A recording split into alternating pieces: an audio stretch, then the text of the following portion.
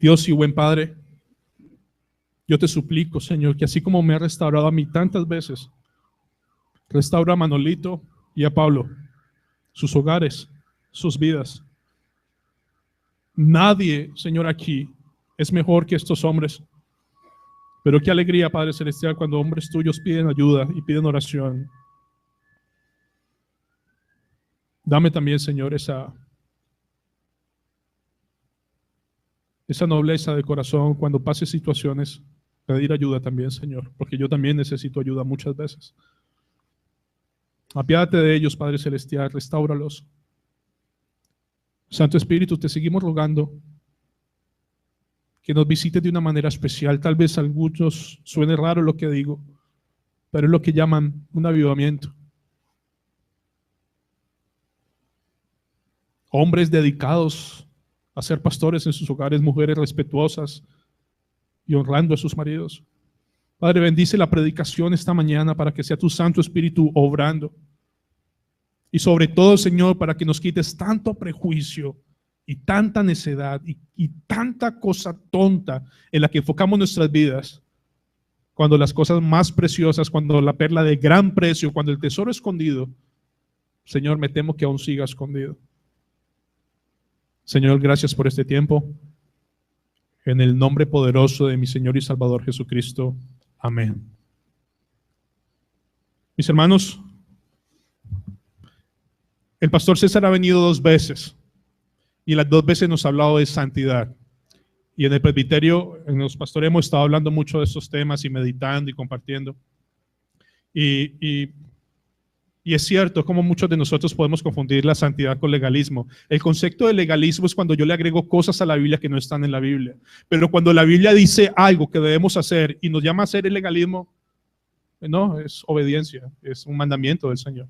No es legalismo de ninguna manera. Entonces, hace 8 días veía con mi familia a través de internet el sermón y yo pensaba 2 cosas. Este sermón puede procurar 2 cosas.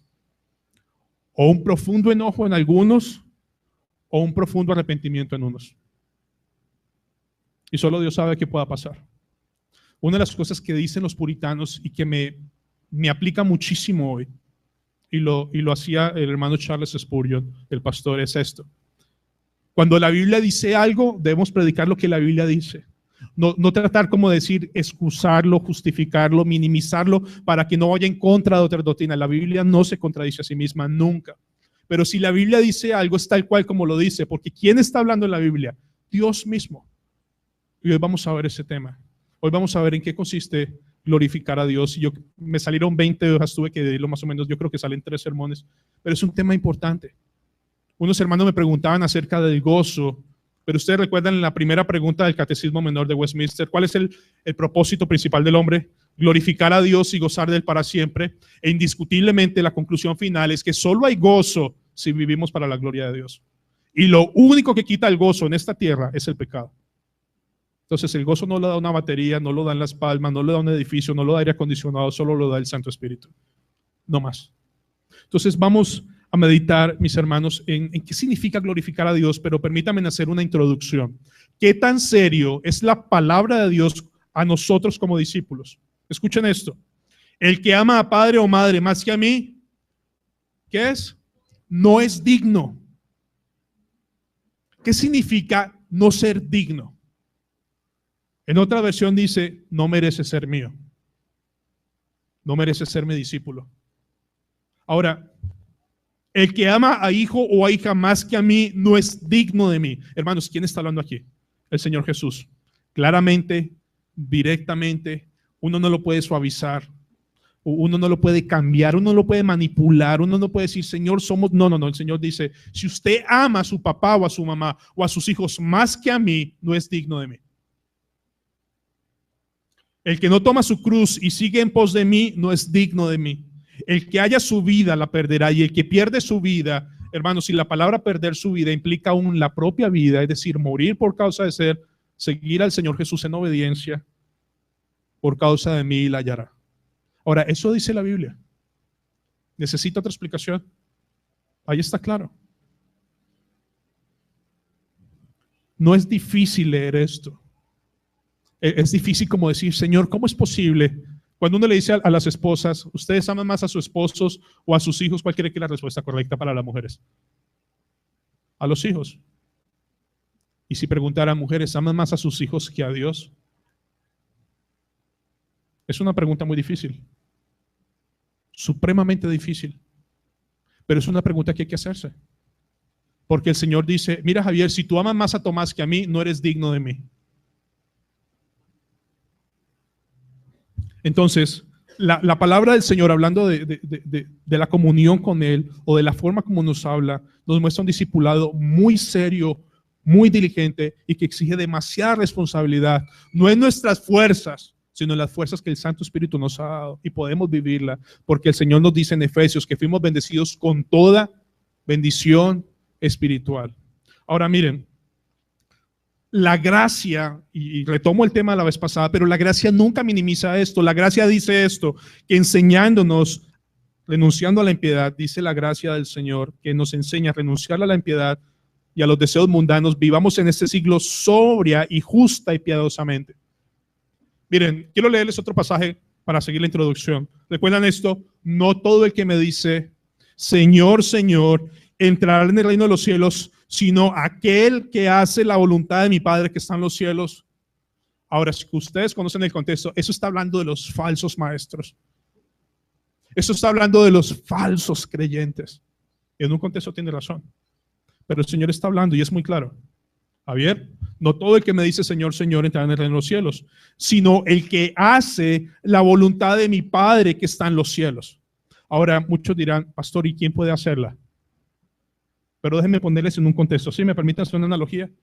Cuando ustedes y yo tenemos un trabajo, ¿qué tan comprometidos estamos con ese trabajo? ¿Hay que trasnochar? Se trasnocha. ¿Hay que madrugar? Se madruga. ¿Hay que trabajar horas extras? Se hace. ¿Hay que sacrificar a la familia? Lastimosamente, se hace. Si el jefe te trata fuerte, soy humilde. ¿Hay compromiso? O en la universidad, jóvenes que están aquí, o los que están en la universidad, hay que estudiar, ¿no? Ninguno de nosotros podemos decir, mire, profe, yo no presento el examen hoy porque no siento como deseo de hacerlo. Ah, bueno, listo, tiene 0. No, pero espérese un momentico, yo no siento, a mí no me importa que usted siente o no siente. Aquí hay un asunto que usted tiene que hacer. Entonces, en la vida cristiana, no estamos hablando que nosotros vivimos una voluntad perfecta porque no es posible, pero hay un deseo. Nosotros leíamos en las canciones, Jesús es mi deleite y no hallo gozo fuera de él. Y dice el Señor, no todo el que me dice Señor, Señor entrará en el reino de los cielos, sino aquel que hace la voluntad de mi Padre que está en los cielos. Ahora, de nuevo, volvemos. Pero ¿quién puede hacer la voluntad de Dios? Pero estás viviendo y hay un gozo y un deleite y hay un deseo genuino de hacer la voluntad de Dios. Vamos a ver un poquitico de esto más adelante, no se me van a asustar. Muchos me dirán en aquel día, sí, aquí está hablando los pentecostales, Señor, Señor, no profetizamos en tu nombre echamos fuera demonios y en tu nombre hicimos muchos milagros. Pero ¿y qué tal que fuera nuestra versión? Señor, yo fui a Betania, yo conocía la doctrina de la gracia muy bien, Señor, yo sabía y le enseñaba a todo el mundo que la salvación no se pierde. Y el Señor dice, bueno, te tengo que decir algo, nunca te conocí. Apártate de mí, hacedor de maldad. Porque si no estamos haciendo lo bueno delante del Señor, estamos haciendo indiscutiblemente lo malo delante de Dios. Ahora, no es solamente haciendo, porque muchos podemos caer, bueno, yo no soy violador, ni ratero, no. La Biblia dice, o transgrede la ley de Dios, pecador, o si no la haces por omisión. El que sabe hacer lo bueno y no lo hace, no es menos pecador, o no es menos malo que un adúltero o un fornicario. Porque el que sabe hacer lo bueno y no lo hace, le es. Eso dice el Señor. Apartados de mí, hacedores de maldad. Piensen por un segundo, solo por un segundo.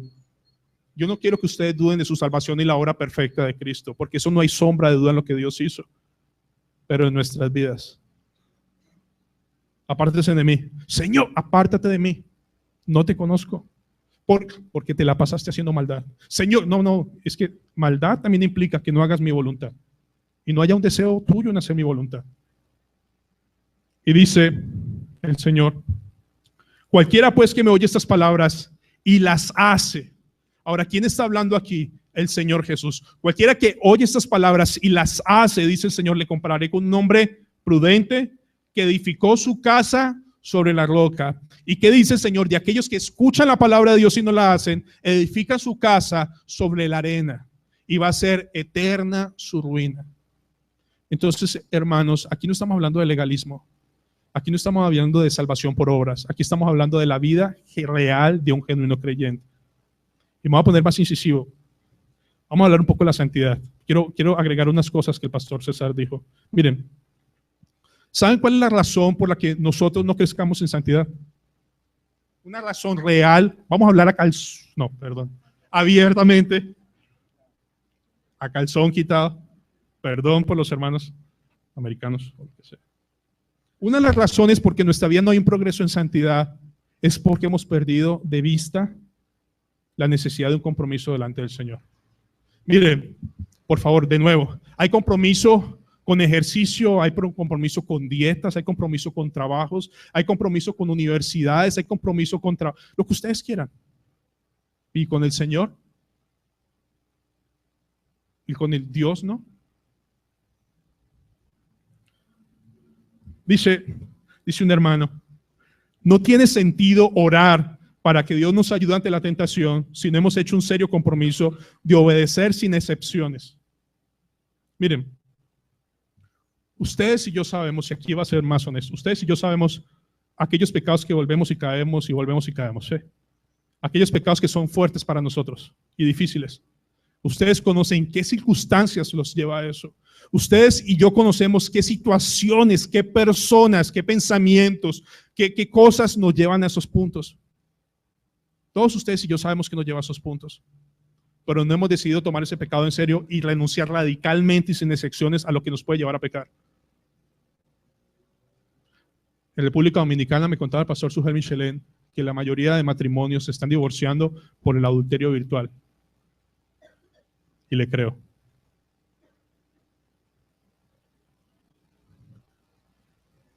Hay pecados que vuelven con fuerza y con fuerza y con fuerza. Y ustedes y yo, mis hermanos, sin rasgarnos las vestiduras, y deberíamos hacerlo tal vez, sabemos qué cosas nos llevan a pecar. Facebook te lleva a pecar.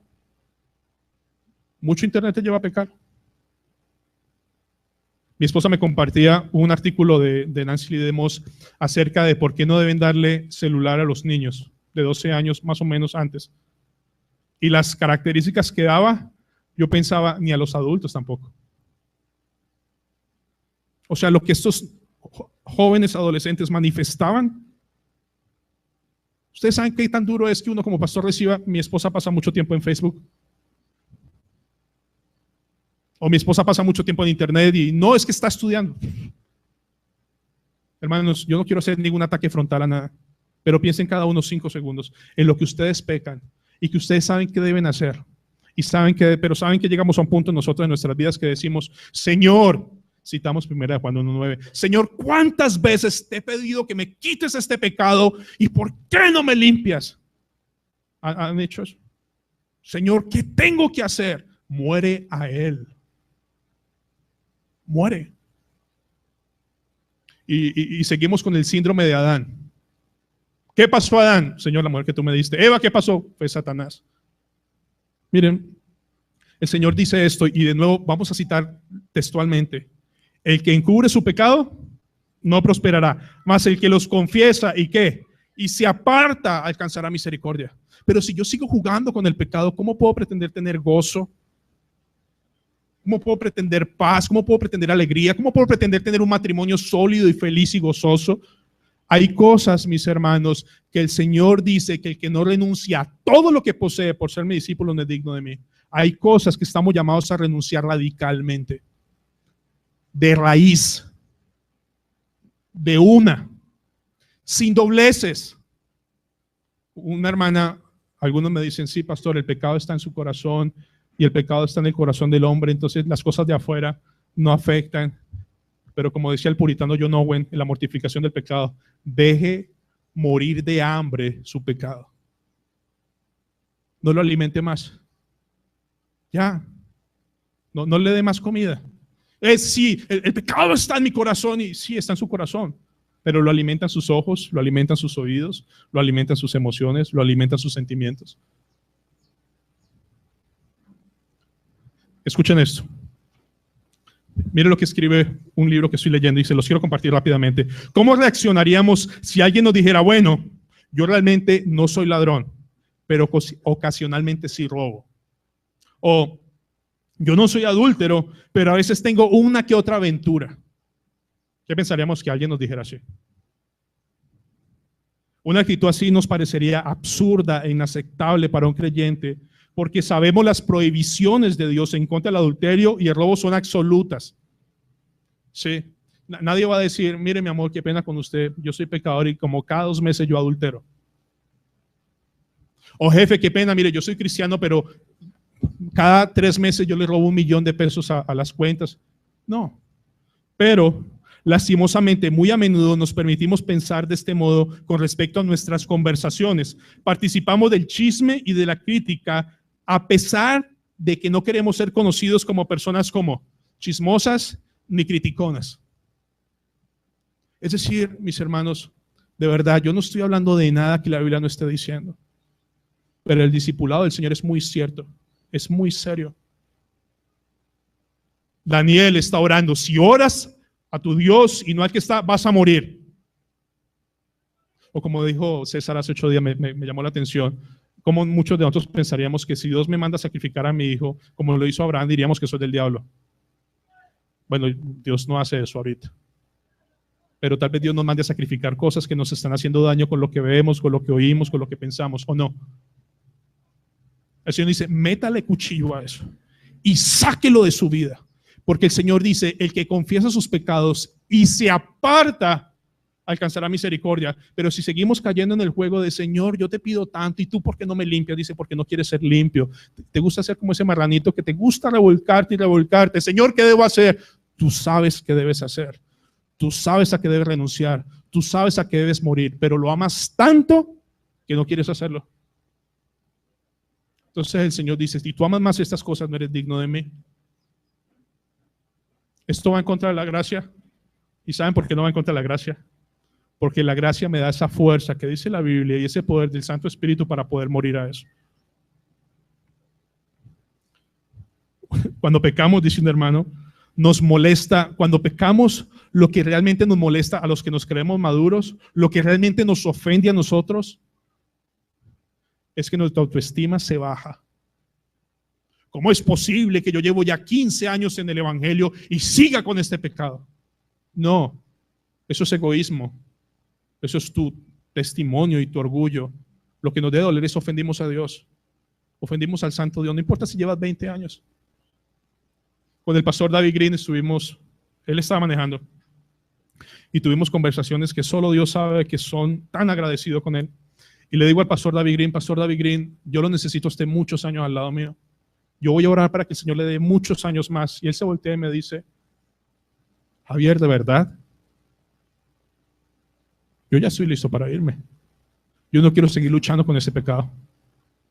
Yo no quiero seguir luchando con tanta inmundicia de este mundo. ¿De verdad tú me quieres más años aquí? Entonces cualquiera pensaría, qué sentimiento. No, es verdad. A los que realmente aman a Dios, entre más pasa el tiempo, entre más estudian y más conocen este mundo, uno lee las biografías de grandes hombres y se escuchan increíbles cosas. Pero si ustedes leen sus últimas cartas, hay uno que se llama George Mueller. Hizo cosas increíbles en el nombre del Señor, pero la última carta al final dice, fui poco diligente, no hice correctamente la voluntad de Dios, miserable de mí, ¿quién me podrá liberar de mí? Y eso es una realidad. Hay algunos hermanos que si se habla mucho de pecado se ofenden, si se habla mucho de santidad se ofenden, o si se habla mucho de gracia se ofenden, pero la verdad es que delante de Dios somos pecadores miserables, porque la Biblia lo dice, pero también somos santos, perfectos y victoriosos. Y las dos verdades están ahí. Y no podemos negar ni la una ni la otra. Soy santo, perfecto y victorioso en Cristo y nada me arrebatará de la mano. Pero también dice el Señor que al final del día algunos les va a decir, apartados de mí, hacedores de maldad. ¿Lo dice la Biblia o no? Va a decir eso dice la Biblia. Apartados de mí, hacedores de maldad. Personas que hicieron, que deshacieron, que pensaron que tenía la entrada segura y el Señor dice, apártense de mí. Y mi pregunta es, ¿vivimos de tal forma? Romanos 6, no lo busquen, dice, porque en cuanto murió, hablando del Señor Jesús, el pecado murió una vez por todas, mas cuanto vive, para Dios vive. Así también vosotros, escuchen bien, considerados muertos al pecado. O sea, no podemos seguir diciendo somos pecadores y revolcándonos el pecado más y más y más y más y más y más y más y más. Y más y más y más. Miren, amados que están aquí, y cierro mis ojos. Por causa del pecado, el matrimonio es una miseria en esta vida. No es otra cosa. Y ahorita vamos a verlo. Así también vosotros, considerados muertos al pecado, pero vivos para Dios en Cristo Jesús, Señor nuestro, no reine pues el pecado en vuestro cuerpo mortal, de modo que lo obedezcáis. Mira el Señor cómo los pone. Cuando nosotros pecamos es que estamos obedeciendo al pecado. El Señor dice, ya no reina sobre sus vidas, ya no es su esclavo, ustedes son los esclavos del pecado, pero ustedes le siguen obedeciendo por no rendirse su vida como debe ser. No reine pues el pecado en vuestro cuerpo mortal, de modo que le obedezcáis en sus concupiscencias. Tampoco presentéis vuestros miembros al pecado como instrumentos de iniquidad, sino presentaos vosotros mismos a Dios como vivos de entre los muertos y vuestros miembros a Dios como instrumentos de justicia. Porque el pecado no se enseñoreará de vosotros, pues no estáis bajo la ley, sino bajo la gracia. ¿Y qué agrega Pablo? Dice el Señor que pues pecaremos porque no estamos bajo la ley, sino bajo la gracia. ¿Y qué dice él? De ninguna manera. No hay forma. Hacedores de maldad no es otra cosa que una vida sin la gracia de Dios. Una vida de continua maldad y de continuo pecado y de continuo relajamiento, si pueden llamarlo, es una vida sin gracia. Porque el Señor nos dio gracia para vivir conforme a su voluntad. No perfectamente, hermanos, pero sí con un deseo genuino y venciendo cada día. Es necesario que yo mengue para que Cristo crezca. Esta es la introducción. ¿Qué significa vivir para la gloria de Dios? El Señor le dice a Jacob, a todos los llamados de mi nombre, para gloria mía los he creado, los formé y los hice. Ahora ese versículo sí lo conocen ustedes. Sea que comáis o bebáis, hacerlo todo para la gloria de Dios. Voy a hacerle la pregunta. ¿Están listos? ¿Qué cosas en mi vida debo hacer para la gloria de Dios?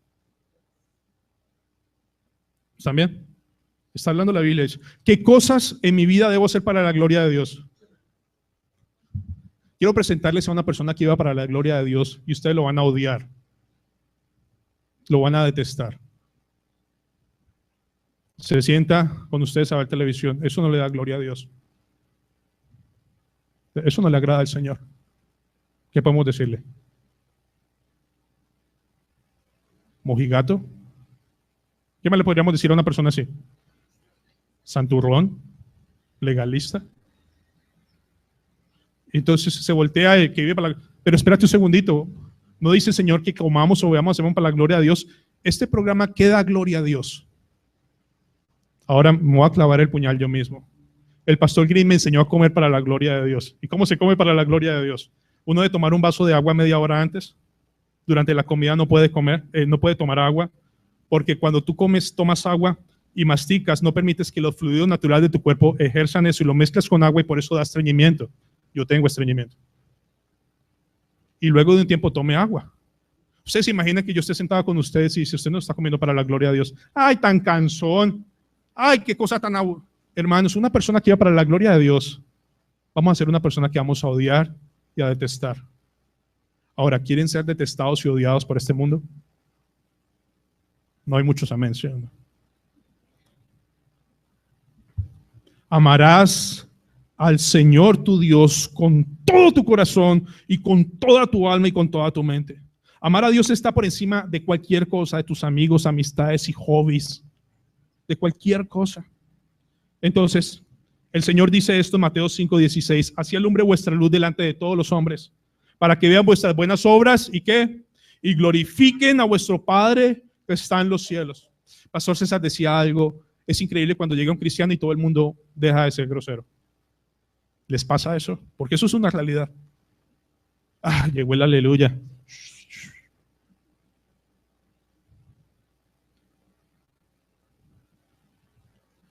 Amados, los niños que están acá, si sus hijos les preguntaran, sus hijos podrían decir, ¿en verdad mis padres viven para la gloria de Dios? O sea, los niños aquí sentados. Yo no estoy hablando de que la salvación se pierde o no se pierde, no, yo no estoy hablando si la gracia, no. Estoy hablando que los niños puedan decir, en este momento aquí sentados, mi mamá y mi papá viven para la gloria de Dios. O sea, de verdad es un deleite hacer su voluntad. Para ellos tener comunión con el Dios Santo todos los días es tan increíble que se me prende esa emoción y yo quiero estar con ese mismo Dios. ¿Vivimos para la gloria de Dios? Sí, somos salvos y la salvación no se pierde, pero eso nos da derecho para vivir para mi propia gloria, para mi propio beneficio.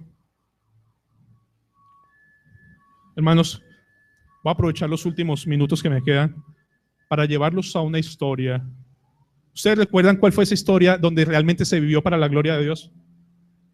¿Cuál fue ese espacio cuando se vivió para la gloria de Dios? ¿Cuándo fue? En Génesis capítulo 2, antes de la caída. Y quiero que miremos verso por verso lo que nos enseña el Señor de cómo es vivir para la gloria de Dios. Génesis capítulo 2, versículo 7.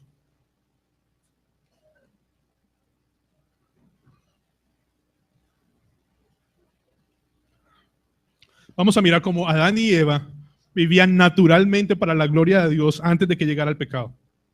Génesis capítulo 2, versículo 7. ¿Lo tienen? No vamos a salirnos de ahí. ¿Listos? Entonces Jehová Dios formó al hombre del polvo de la tierra y sopló en su nariz aliento de vida y fue el hombre un ser viviente. Ahora, cuando Dios lo creó, ¿cómo creó Dios a Adán? Perfecto. Perfecto. Versículo 8. Y Jehová Dios plantó un huerto en Edén al oriente y puso allí al hombre que había formado. Dios mismo le proveyó a Adán un hogar, le dio dónde vivir. Ahora, ¿se imaginan qué tan hermoso debió ser ese Edén, plantado por Dios mismo? Pero yo quiero que hagamos el paralelo en nuestras vidas. Dios nos da hogar. Dios mandó a su Hijo Jesucristo para que fuéramos perfectos en Cristo legalmente.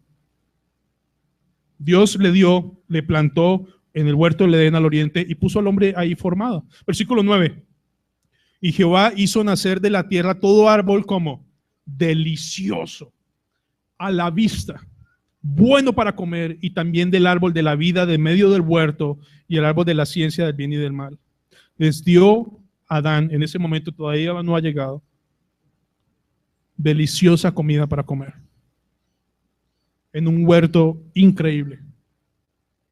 Versículo 10, y esto me llamó muchísimo la atención y vamos a ver si lo logro con ustedes también. Y salía del Edén un río para regar el huerto y de allí se repartía en 4 brazos. El nombre de uno era Pisón. Este era el que rodea toda la tierra de Ávila, donde hay que. Y meditamos con los pastores, ¿por qué el Señor en la creación menciona que en ese río hay oro?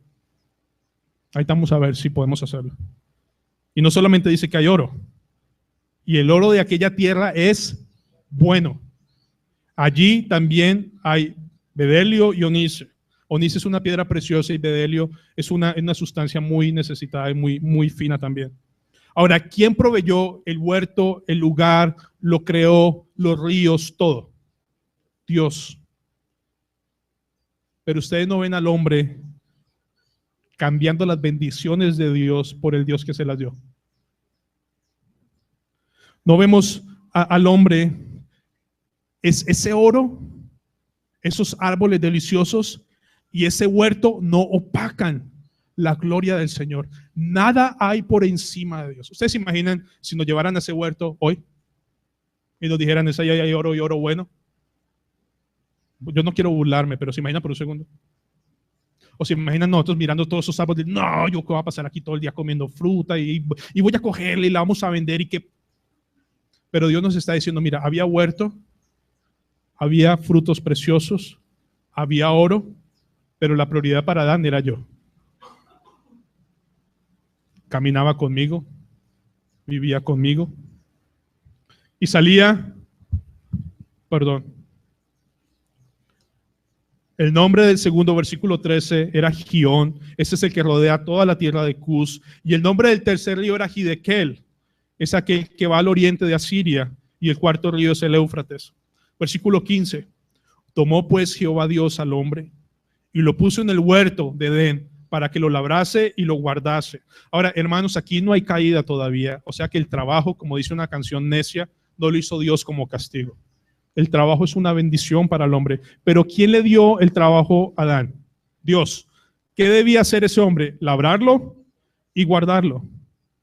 Ahora yo quiero preguntarles algo. ¿Ustedes creen que en ese tiempo ese trabajo le robaba tiempo con Dios?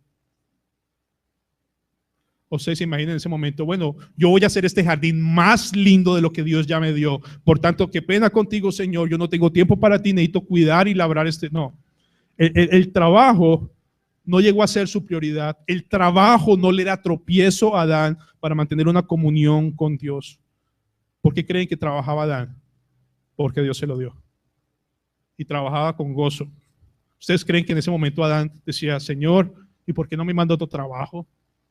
Yo estoy tan aburrido con ese trabajo, la verdad quisiera cambiar de trabajo. No, es que yo te lo di. No hay quejas. No hay quejas de Adán por el trabajo que Dios le dio. Vive para la gloria de Dios. Verso 16. Mandó Jehová Dios al hombre diciendo, de todo árbol del huerto podrás comer, mas del árbol de la ciencia del bien y del mal no comerás, porque el día que él comieres ciertamente morirás. Dios les da una sabia y necesaria advertencia. Pero Adán se quejó. No escuchamos que Adán, Señor, ¿qué son las cosas más, son más las cosas buenas que Adán puede hacer o son más las cosas malas que Adán puede hacer? Solo hay una. Solo hay una que Dios le prohibió. El resto es todo para que lo disfrute Adán. Y una de las cosas que hacemos nosotros es, tenemos tantas cosas buenas que hacer en la palabra de Dios en nuestras vidas que estamos más ocupados en lo que no se puede hacer. Déjame poner un poco incisivo más. Miren, muchos de nosotros a veces leemos ciertas cosas, vemos cierto predicador y llegamos a ciertas posiciones bíblicas. ¿Y qué hacemos? Y nos enfrascamos y peleamos. La sabiduría que tenemos Dios nos la da por gracia. Pero ahorita vamos a llegar un poquitico más a ese punto. Déjenme seguir. Dice, y mandó Dios al hombre diciendo, ya. Entonces, era más lo que Adán tenía que hacer para la gloria de Dios que solamente un árbol ahí, no lo coma de ese árbol. Lo único que le dijo Dios, no coma de ese árbol. Vivía para la gloria de Dios, una vida agradecida, me dio huerto, me dio trabajo, tengo oro si necesito, tengo toda especie para mí. No hay queja de Adán. Versículo 18 al 23. Y eso se pone mejor. Dijo Jehová Dios, no es bueno que el hombre esté solo, le haré ayuda idónea para él. Y Jehová Dios formó pues de la tierra toda bestia del campo y toda ave de los cielos y las trajo a Adán para que viese cómo las había de llamar. Y todo lo que Adán llamó a los animales vivientes, ese es su nombre. Ahora, mis hermanos, como hablaba el pastor Daniel esa semana, los animales no atacaban a Adán. No había ese peligro. Y puso Adán nombre a toda bestia y ave de los cielos y a todo ganado del campo, mas para Adán no se halló ayuda idónea para él. Entonces Jehová Dios hizo caer sueño profundo sobre Adán, y mientras éste dormía, tomó una de sus costillas, cerró la carne en su lugar, y de la costilla que Jehová Dios tomó al hombre, hizo una mujer y la trajo al hombre. Dijo entonces Adán, con eso termino, esto es ahora hueso de mis huesos y carne de mi carne, y será llamada varona, porque del varón fue tomada. Mis amados, en esta magnífica porción, sin una vida sin pecado, Dios sabía lo que es bueno para el hombre. Dios sigue sabiendo lo que es bueno para ti y para mí hoy. Dios sigue dándonos lo que necesitamos día tras día. Pero yo no sé si ustedes se puedan ver, cuando se vive para la gloria de Dios, hay un completo agradecimiento con todo. Pero cuando no se vive para la gloria de Dios, sino para mi propia gloria, ya no estoy contento con el trabajo, ya no estoy contento con mi esposa que me diste, te equivocaste con el esposo que me diste, esta casa que tengo es muy aburridora, qué cosa tan harta. Pero cuando se vive para la gloria de Dios, todo es agradecimiento, porque a los que amamos a Dios, todas las cosas ayudan a bien. Ahora, Eva no tenía esos problemas antes de la caída. Adán trabaja mucho y me descuida. Antes de seguir, quiero hacerles, se las hice esta semana a unos hermanos, pero si fuéramos a hacer una consulta popular aquí y fuéramos a preguntarles a las mujeres, ¿cuántas de aquí se sienten solas, aún viviendo con su marido bajo el mismo techo, se sienten abandonadas y solas? ¿Ustedes se imaginan? Mi esposa me mandó un artículo que me golpeó, en donde está en el boletín, por favor léanlo, en donde dice: no le dé las obras a tu familia. Ustedes se imaginan a Eva diciendo: Señor, yo no entiendo por qué pusiste oro. Ahora Adán se la pasa metido en ese río sacando oro porque él está pensando en lo mejor para nuestra familia. Él está sacrificando nuestro tiempo y nuestra familia porque tiene que sacar. No, Eva no tiene problema con eso. Eva tiene un hombre que la trata como ayuda idónea. Eva tiene un hombre que no la deja sola. Eva no tiene un hombre que dice: Señor, mira, Adán se puso a labrar esto porque quiere ser el mejor labrador de todos. Señor, no está contento con el pedazo de tierra, quiere agrandarlo más, porque está pensando en el futuro de los hijos, Señor. Y entonces, como él está pensando en el futuro de los hijos, me dejó sola, Señor. No, Adán tenía un hombre que la cuidaba, que la amaba, que la valoraba como su ayuda idónea, porque vivían los dos en ese momento. ¿Para qué? Para la gloria de Dios. Yo no sé si puedan verlo, pero vivir para la gloria de Dios es vivir contento con lo que Dios está haciendo y haciendo todo para su honra. Pero hermanos, a causa del pecado, y esa va a ser la segunda parte del próximo sermón, ¿cómo dice Romanos 1? Que cambiaron la gloria de Dios, que cambiamos la gloria de Dios por animales. Y cada vez que ustedes y yo leemos Romanos 1, estamos diciendo: eso es de los impíos. No, vamos a mostrarles en 8 días que está hablándole al pueblo del Señor. ¿Cómo nosotros cambiamos la gloria de Dios por otras cosas? ¿Queremos vivir para la gloria de Dios?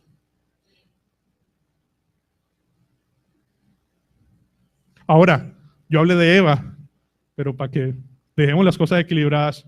Cuando Eva llegó al huerto, no empezó a decir: ay, Adán, ¿para qué le puso perro a esto? ¿Por qué no le puso otro? No llegó a quejarse, ni a demeritar a su esposo, ni a humillar a su esposo. No dijo: mira, Adán, ¿sabes qué? Allá hay oro, yo necesito una cadena y unos... Ya. No. Lo que Dios me dio, el lugar que Dios me dio, el agua que Dios puso, los alimentos que Dios me provee, la esposa que Dios me dio, y yo estoy contento y agradecido. Porque lo que prima aquí es que Dios se glorifica dándome todo esto y yo darle gloria y honra haciendo su voluntad en todo lo que me pide. Mis hermanos, ¿cuántas esposas se sienten solas hoy?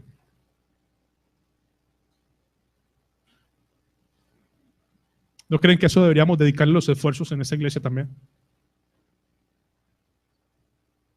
¿O cuántos esposos se sienten minimizados o desvalorados, o lo que trabajan no es suficiente? Porque también hay esposas así, ¿no? Yo necesito más. Miren, ahorita viene la Navidad. Tiemblan los dientes todos así, Navidad, ¿no? Y la Navidad se en que un mes. Pero su esposa se siente sola 365 días. ¿A qué le damos más importancia, hermano? ¿Vamos a hacer un debate sobre estas cosas? ¿O vamos a hacer la voluntad de Dios y darle gloria a Dios? En el hogar, en la familia es lo más importante, en el seno del hogar. Cuidar a nuestras mujeres. ¿Cuántos de nuestros hijos desean imitar nuestra relación con Dios? La verdad nos ha hecho libres, pero libres para vivir para la gloria de Dios, no para nuestra propia gloria. Entonces, ¿qué es darle gloria a Dios, hermano? Amar a Dios, honrar a Dios, alabar a Dios. Señor, bendito seas tú por Lázaro. Ese carro que tengo ahorita, y el carro porque debo estar agradecido. Y si me he aborado 5 veces a la semana, es porque 5 veces necesito un tratamiento de Dios con ese carro. Y alabado sea el Señor. La esposa que tienen Dios se la dio. El trabajo que tienen Dios se lo dio. Y si queremos vivir para la gloria de Dios, dejemos de quejarnos de lo que Dios nos ha dado. Dediquémonos a las cosas que valen la pena. El hogar, la familia, la iglesia, la comunión unos con otros, sacar esta obra adelante. Cristo pagó un altísimo precio en la cruz para que yo viva para como se me dé mi gana. Amado, yo no quiero que ninguno de ustedes reciba ese puertazo en la cara: apártate de mí que no te conozco. Es doloroso. Si alguno piensa que esto es legalismo, puede pensarlo. Pero quiero que sepa que el diablo es que le está diciendo eso. Señor, digno eres, dice Apocalipsis, de recibir la gloria y la honra y el poder, porque tú creaste todas las cosas y por tu voluntad existen y fueron creadas. ¿Quieren vivir para la gloria de Dios? Déjenme preguntarles honestamente. ¿Vivimos para la gloria de Dios? En esta semana, mi respuesta es no. Soy creyente, confío en el Señor que sí, por su gracia y por su testimonio de su vida hacia mí, sí.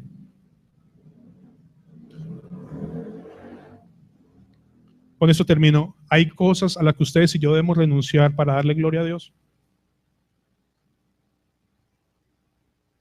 Amados, que no seamos, en 8 días vamos a ver de cómo ustedes y yo podemos cambiar la gloria de Dios por la gloria de este mundo tan fácil. Que Dios nos ayude. Vamos a orar y seguimos con la cena del Señor. Amado Dios y Señor de los cielos,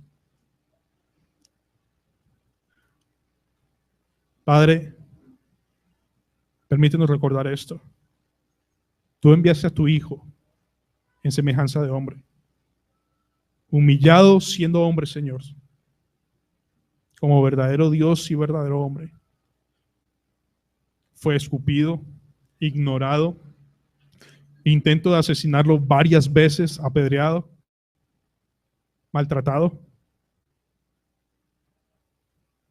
Lo desnudaron, lo escupieron, lo atravesaron con una lanza, le quitaron sus ropas, lo dejaron desnudo, lo clavaron en una cruz y la gente arengaba: crucifícale, crucifícale. Señor, y solo recuerdo lo que tú dices, que tú no escatimaste a tu único y precioso Hijo por amor a mí. Ahora, Señor, de verdad, ¿cómo es posible que podamos vivir vidas ligeras sabiendo que el compromiso tuyo en la cruz fue absoluto? ¿Cómo podemos, Señor, negociar con el pecado? ¿Cómo podemos, Señor, bajar los estándares?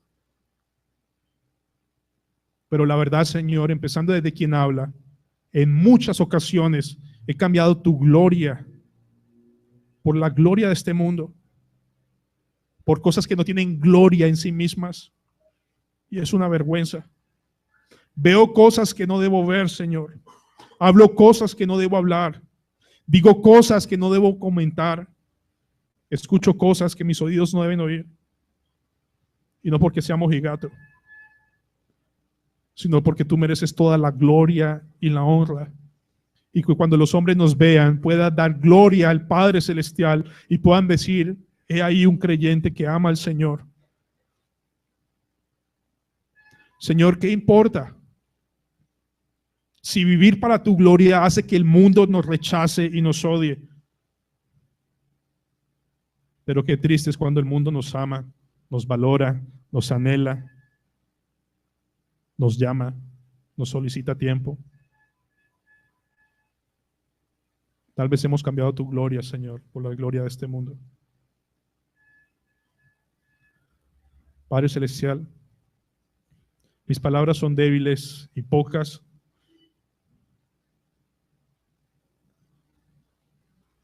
Pero tu Santo Espíritu es poderoso para traer arrepentimiento, Señor. Padre, permítenos reconocer que la ira cayó sobre Jesús. Pero si la vida que nos has llamado de niéguese a sí mismo, tome su cruz y sígame, esa ira va a caer sobre cada uno de nosotros. La gracia, Señor, y tu poder tienen que dejar de ser solo un concepto para ser una realidad en nuestras vidas. Tú has hablado a mi vida esta semana, Señor. Y yo te ruego que me des valor para renunciar a lo que tenga que renunciar.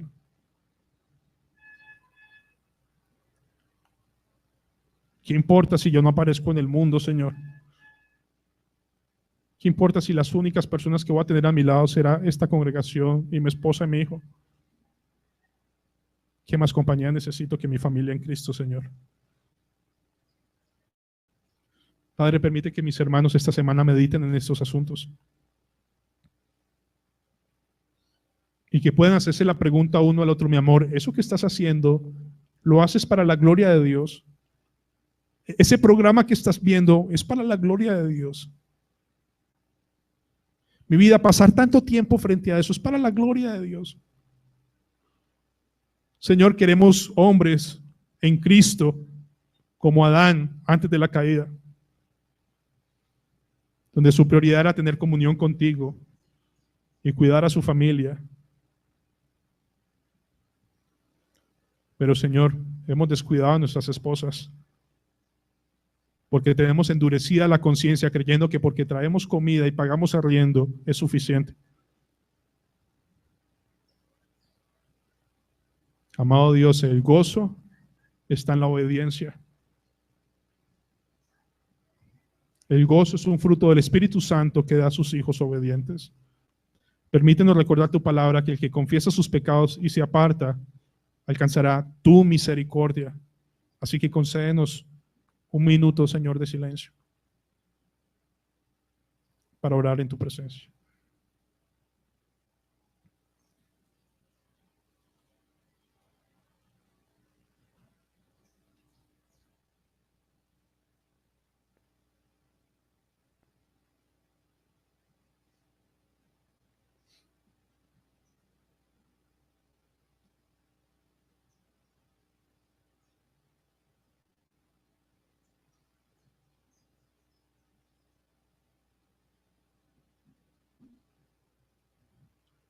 Amado Dios, sálvanos. Salva el hogar del pastor Pablo, Señor. Salva el ministerio de Manolo, Santísimo Dios, sobre todo su familia. Salva los matrimonios aquí, Señor, que necesitan ser restaurados. Señor, líbranos de tanta queja, tanto pleito.